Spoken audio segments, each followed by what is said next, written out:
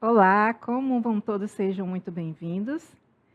Eu sou a professora Cristiane Oliveira, a sua professora de Biologia, e vamos conhecer a nossa aula de hoje.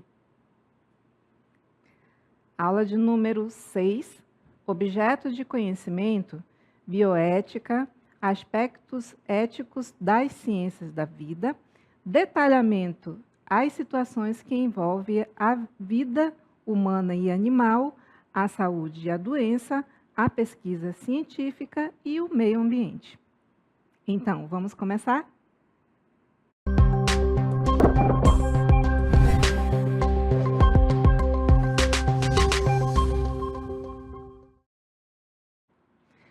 Todo o nosso contexto da aula de hoje está relacionado com bioética. E aí eu trago aqui para vocês, né, esse maravilhoso cenário, já mostrando algumas discussões, algumas polêmicas no que diz respeito à bioética. E aí a gente começa com aquela perguntinha para instigar aí a sua curiosidade. Então, até onde a ciência pode ir? Quem define os limites entre um avanço que salva milhões de vidas e uma intervenção que desafia a própria essência da vida? Então, essa é a nossa questão, assim, que vai nortear toda a nossa discussão, os exemplos que a gente vai vendo ao longo da nossa aula. Nós temos aqui representado aqui o cientista, né, observando aí a sua amostra biológica. Observe aí que ele está no sentido aqui somente figurado, né, demonstrando aí a observação de um pequeno embrião. Então, a gente já vai envolver polêmica sobre bioética relacionado aos humanos, né, que esse embrião aí é humano. Mas também nós temos uma outra polêmica relacionada aí também aos animais. Então, a gente vai vendo aí, vai avançando em bastante exemplos, né, que vão trazer muitas perguntas, viu, gente? Mas são perguntas das quais as respostas, quem vai principalmente ter como desafio para responder essas questões são as próximas gerações. Aqui a gente só vai instigar as curiosidades de vocês.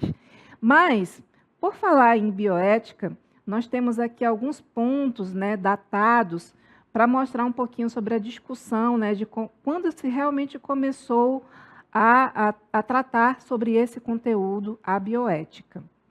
Vamos lá no nosso quadro. Então, este quadro está mostrando uma fundamentação histórica, ou seja, de onde veio as primeiras discussões mais polêmicas relacionadas à bioética. Aí trouxemos algumas datas, não estão em cronologia, elas estão em destaque histórico. A gente começa com esse destaque histórico aí com o Código de Nuremberg. O que trata esse Código de Nuremberg, né? Após os horrores dos experimentos nazistas durante a Segunda Guerra Mundial, o mundo se viu forçado a criar as primeiras regras internacionais para a pesquisa dos seres humanos. O principal objetivo aí, né, o princípio básico dessa discussão era o consentimento voluntário do indivíduo, que era absolutamente essencial para que se fizesse testes baseados aí na questão do ser humano. Por que essa polêmica surgiu, né? Durante a época aí da Segunda Guerra Mundial, houve experimentos nazistas que depois foram revelados aí na mídia e que trouxeram uma discussão e uma preocupação muito grande, porque esses experimentos estavam relacionados ao ser humano.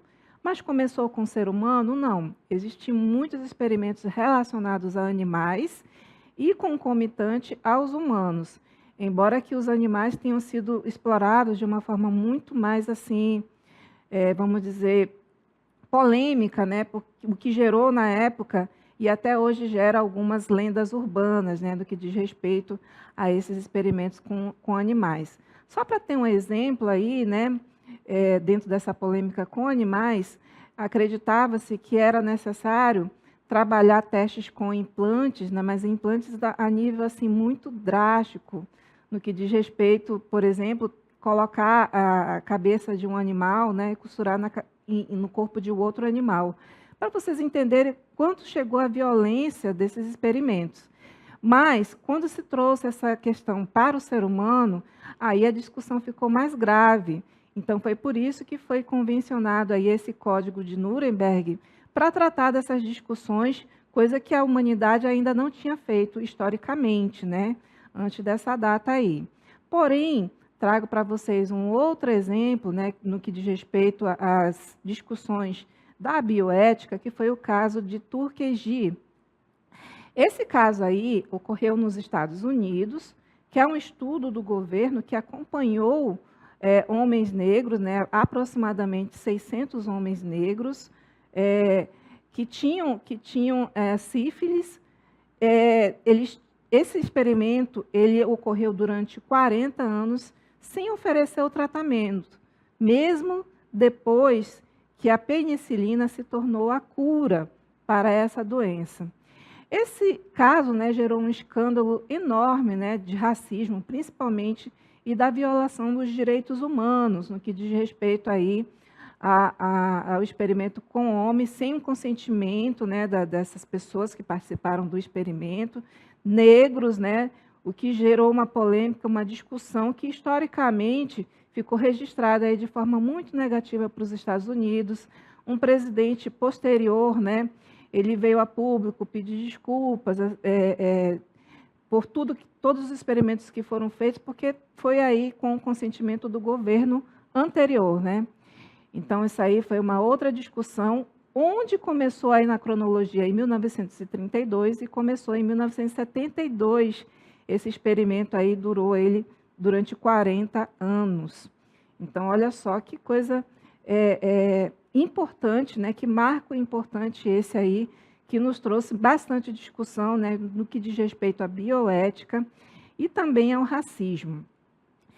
Bem, um outro ponto assim importante para falar sobre bioética, nesse caso aí foi bem revelador, trouxe muitas informações que gerou aí a possibilidade de fazer bastante registro, né, bastante estudo científico, foi a descoberta da estrutura do DNA. Sim, essa descoberta aí, né, feita, registrada aí pelo Watson e Crick, que desvendaram o segredo da vida, né, porque o DNA ele traz aí todas as informações genéticas de um ser vivo. Então, pela primeira vez, surgia a possibilidade concreta de ler e, no futuro, reescrever o código genético de um determinado ser vivo.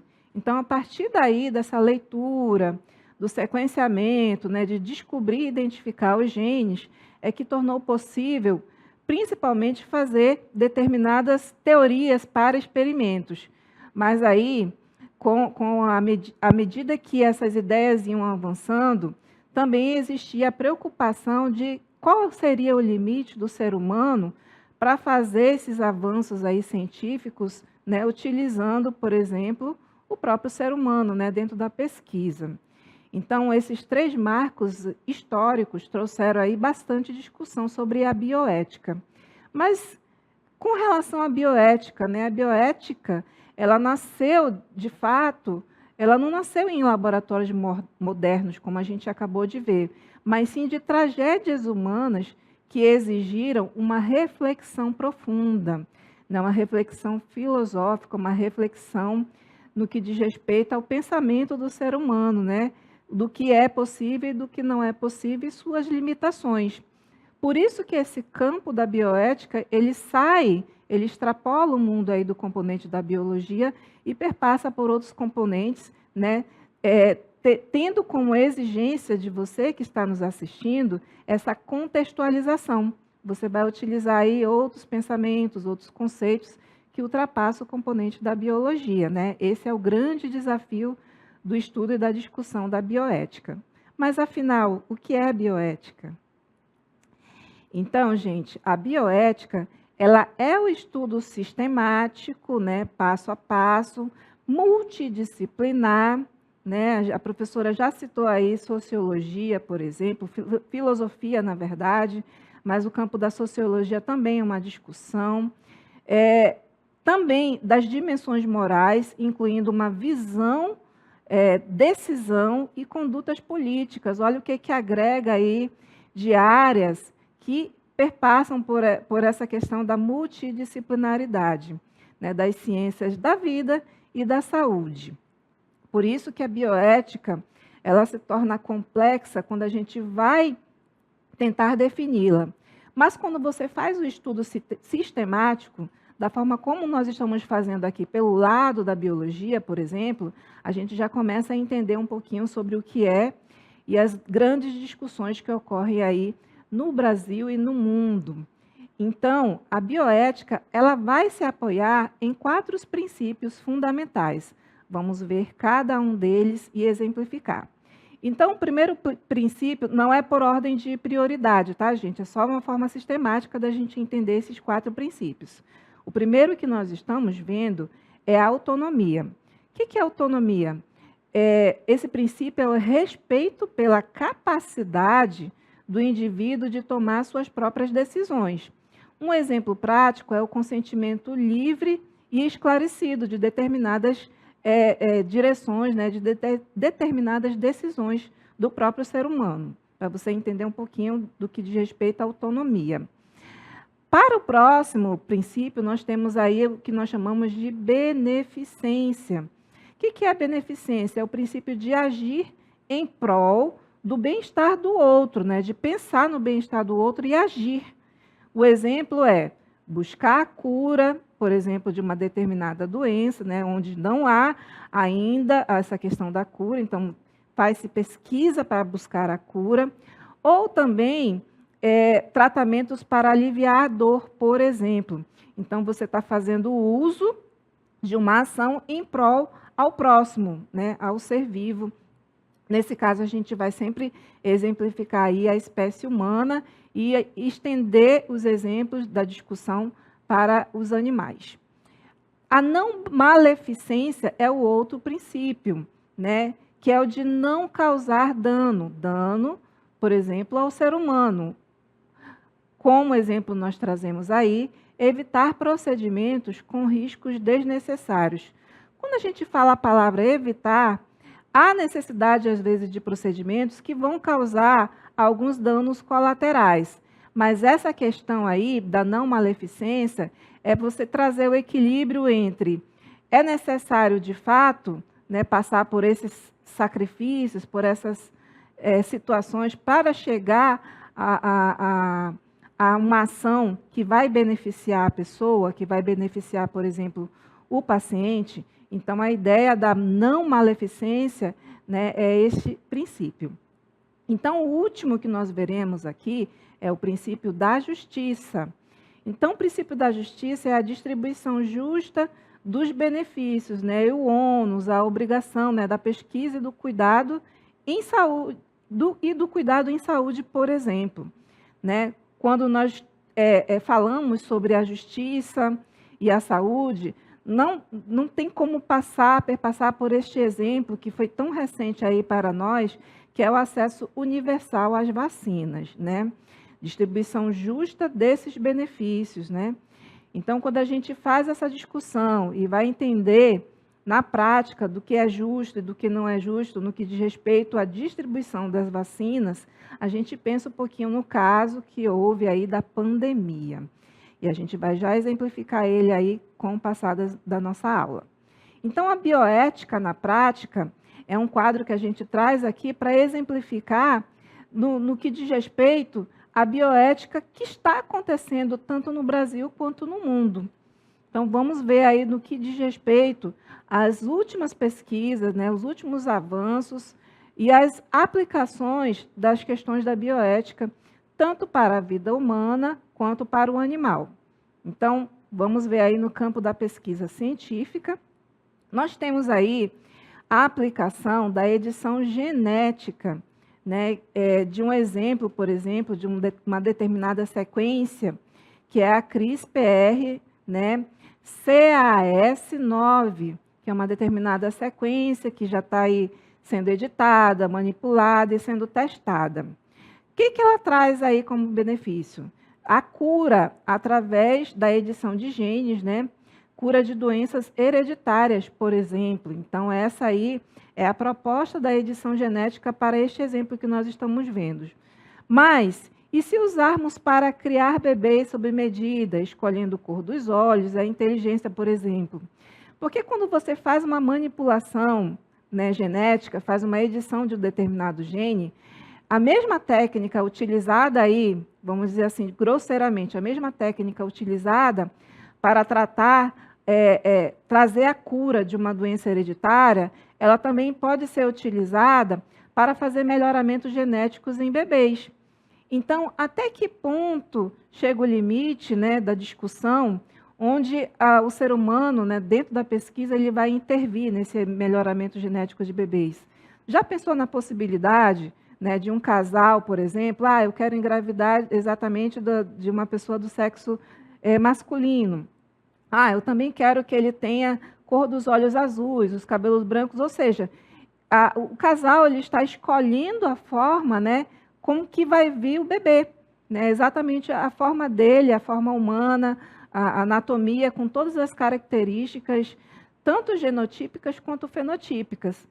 E aí a outra situação é, até que ponto isso seria interessante, se fosse possível fazer o melhoramento genético de bebês, né,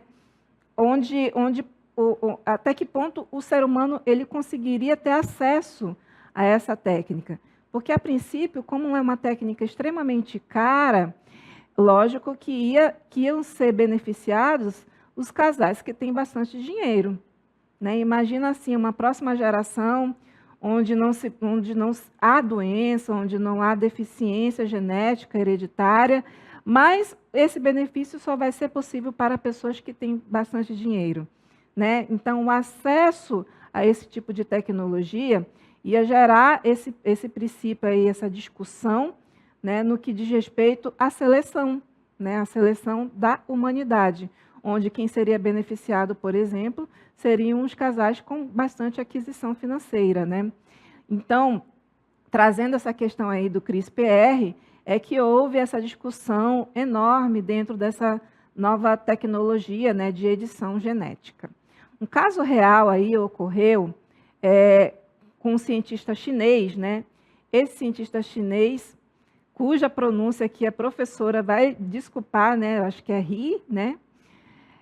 Que editou geneticamente embriões para torná-los resistentes ao HIV, gerando uma discussão, né, gerando um escândalo mundial. Por quê? Não é porque ele começou a editar esses genes para evitar o HIV, tornar uma pessoa mais resistente, porque isso seria o benefício, né? Mas as consequências de invadir esse tipo de pesquisa, né, invadir a espécie humana, não houve nenhuma discussão prévia, ele começou a fazer essa pesquisa aí com o ser humano e não havia limites, né, da discussão bioética para essa situação. Existem muitos artigos que falam sobre essa questão que ocorreu aí neste país, e aí a professora vai mostrar aqui o link. Então, olha, nesse link aqui, né, de um artigo, ele fala exatamente o experimento chinês, né, confrontando limites entre a ética e a ciência.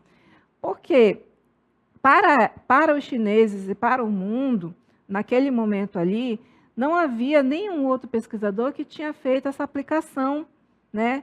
E tem a questão do consentimento, né? Tem a questão do debate do que é certo e do que não é certo, embora é claro que ele vai tentar defender a sua pesquisa dizendo que vai trazer benefícios para a população, não só dali, né, do local, mas mundial.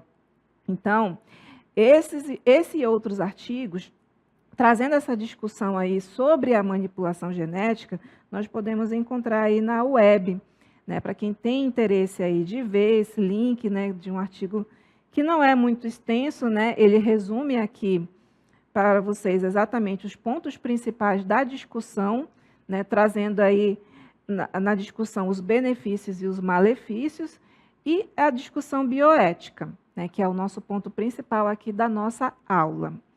Então, esse aí foi o nosso primeiro exemplo, né, que nós vimos, baseado aí na pesquisa científica. Nós temos também um outro exemplo aí, que é a pesquisa com células-tronco. Células-tronco embrionárias. Então, elas têm um potencial para curar o Parkinson e Alzheimer, quando são manipuladas, né? Então, quando a gente fala de potencial, é porque já está havendo pesquisas para fazer a manipulação, né, dessas células-tronco embrionárias, mas o uso do embrião, ele fere o princípio da vida, uma vez que o embrião, quando ele é viável, ele vai tornar a vida possível, né? Vai gerar uma nova vida. Ou seja, a gente já não está começando a manipular o ser humano, quando manipula a vida lá no seu princípio, né, quando ainda são células-troncos. Então, teve aí a discussão da bioética, né, dentro da bioética, relacionada a este experimento, né, que é o experimento com células-tronco. Ainda, nós temos aí um outro exemplo, que é a experimentação com animal, dentro da pesquisa científica. É ético causar sofrimento a milhões de animais para testar cosméticos ou desenvolver medicamentos para humanos? Existem alternativas?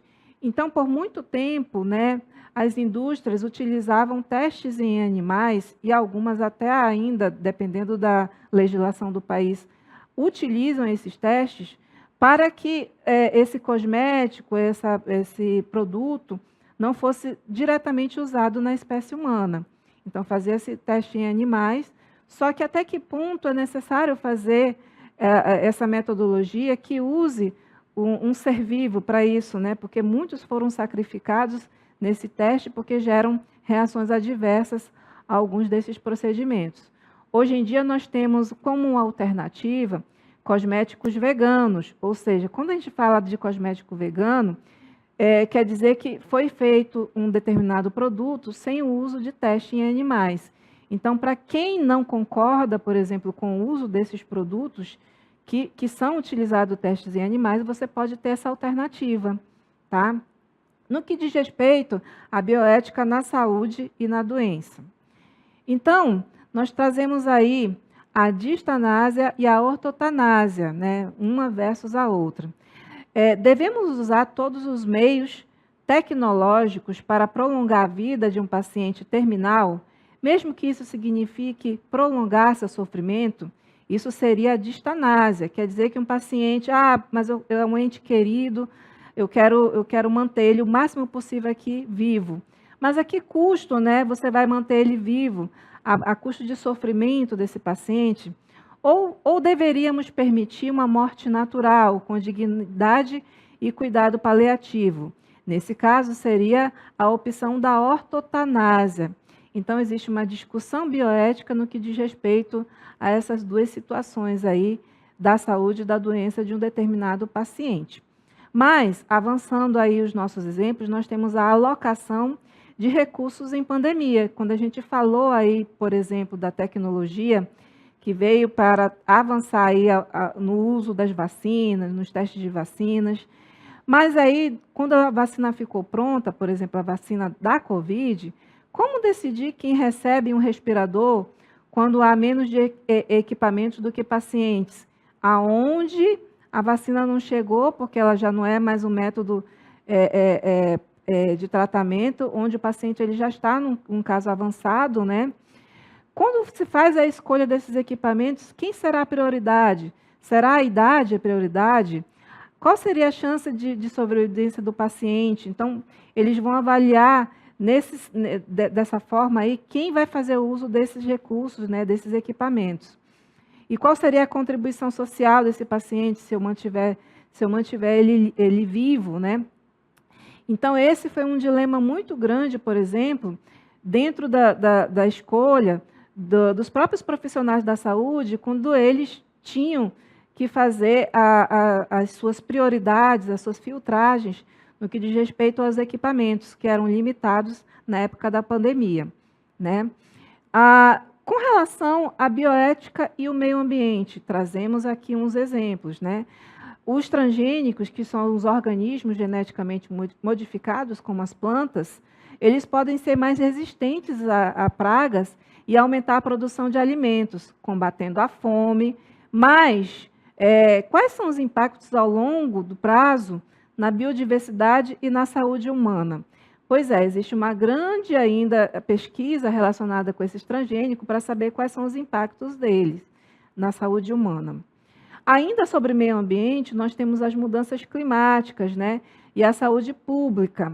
A queima de combustíveis fósseis por uma geração afeta a saúde das gerações futuras. Qual a nossa responsabilidade ética para o planeta e o que ainda vão nascer, né? Então, é outra discussão bioética trazendo aí esse campo do meio ambiente. As ações da geração atual, elas são baseadas em um modelo de desenvolvimento intenso em carbono. Estão degradando o planeta e impondo graves riscos à saúde para gerações futuras. Então, qual é a nossa obrigação ética para com quem ainda não nasceu? Essa reflexão. No que diz respeito à legislação, nós vamos aí avançando aí na legislação nacional sobre a clonagem terapêutica, né, com células-tronco, só podem ser usados embriões inviáveis ou congelados a um período acima de 3 anos, com o consentimento dos doadores. É proibida a criação de embriões exclusivamente para pesquisa, né? No que diz respeito à legislação nacional sobre clonagem animal, é permitido para fins de pesquisas e agropecuários, mas com controle. Lembrando aí que o Brasil ele tem aí uma pesquisa muito avançada sobre clonagem animal dentro da agropecuária, né? Sobre a legislação internacional que diz respeito aos Estados Unidos, na lei, da lei federal, não há proibição da clonagem humana, mas muitos estados a banem, né? Nós temos aí um órgão que regula as pesquisas com clonagem e com terapia celular, há proibição de financiamento público para a clonagem reprodutiva. Na União Europeia, há proibição total da clonagem humana, né, reprodutiva e terapêutica, sancionada aí pelo Convênio de Oviedo, mas no que diz respeito à clonagem animal, é permitido para pesquisas com restrições. Na China, nós temos aí a clonagem reprodutiva humana como proibida. Clonagem terapêutica ela é permitida com supervisão governamental. A clonagem animal, a China ela é líder, né, ela avança aí. Uma empresa dela, por exemplo, faz clonagem com macacos e cães, por exemplo. Na Coreia do Sul, a clonagem reprodutiva ela não é permitida, ela é crime com pena de prisão. Clonagem terapêutica é permitida, sendo que a Coreia ela foi pioneira em pesquisas com células-tronco. As organizações internacionais, como a ONU, né, falam também sobre a clonagem, né, onde a ONU ela pediu a proibição global da clonagem reprodutiva, mas sem consenso, né, onde Estados Unidos e Vaticano apoiam, mas Reino Unido e China rejeitam o veto total. A Unesco ela considera a clonagem humana uma violação da dignidade humana. Sobre as penalidades e controvérsias jurídicas, nós temos aí os crimes. Em países onde é proibida a clonagem humana, pode se resultar em prisão, por exemplo, na Alemanha, e multas pesadas nos Estados Unidos, por exemplo, que chega até $1 milhão em alguns estados.